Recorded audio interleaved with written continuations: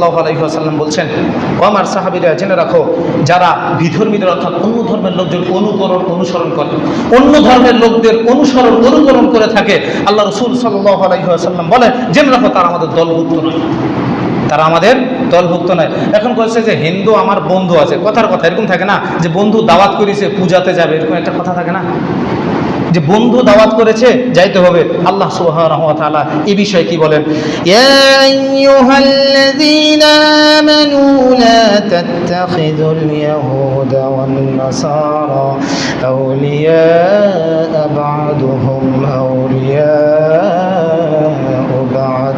আল্লাহ সুবহানাহু ওয়া তাআলা সূরা মাঈদার 51 নম্বর আয়াতে বলছেন, লা ইয়া আইয়ুহাল্লাযীনা আমানু, হে বিশ্বাসীরা শুনে রাখো, লা তাত্তাখিযুল ইয়াহুদা ওয়ান নাসারা, তোমরা ইহুদি এবং নাসারাদেরকে বন্ধু হিসেবে গ্রহণ করো না।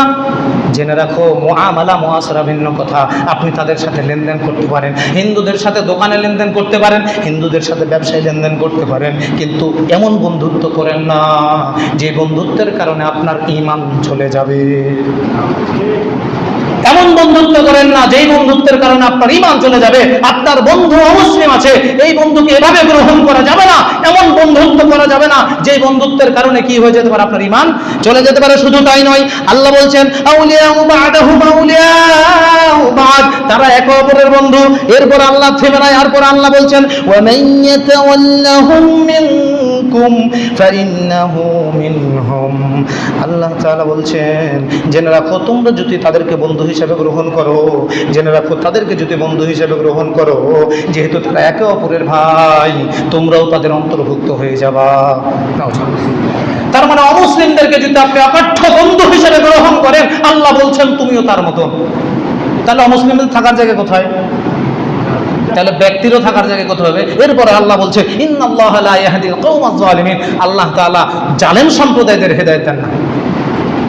বুঝাতে পারছি মনে হয় আমি এখন পর্যন্ত? জেনে রাখবেন এদের বন্ধু হিসেবে গ্রহণ করা যাবে না। আলী রাদিয়াল্লাহু তাআলা আনহু, আনাস ইবনে মালিক রাদিয়াল্লাহু তাআলা আনহু বলেন, জেনে রাখবেন অমুসলিমদের বন্ধুত্ব এই জন্য করা যাবে না, অমুসলিমদেরকে বন্ধু হিসেবে এই জন্য গ্রহণ করা যাবে না কারণ তারা আপনার আল্লাহ তাআলার কাছে যদি আপনার বিষয়ে ভালো দোয়া করে, কিন্তু আল্লাহ কবুল করবে না, কারণ তার ঈমান নেই। তার কি নাই? আচ্ছা, আপনার বন্ধু একজন হিন্দু, ভালো করে বুঝেন, সে যদি কয় যে সৃষ্টিকর্তা তোর ভালো করুক, তা আল্লাহ কি তার দোয়া কবুল করবে? কারণ এক সৃষ্টিকর্তাতে বিশ্বাসই করে না। এই জন্য আপনি মুসলিমদের বন্ধু হিসেবে গ্রহণ করুন। সে যদি একবার খুশি হয় তো আল্লাহ খুশি, সে যদি একবার মন থেকে বলে যে আল্লাহ তোর মঙ্গল করুক বন্ধু, এটাই যথেষ্ট আপনার জন্য, কারণ আল্লাহ তো মুসলিমের কথা শুনবে। এরপরে বিভিন্ন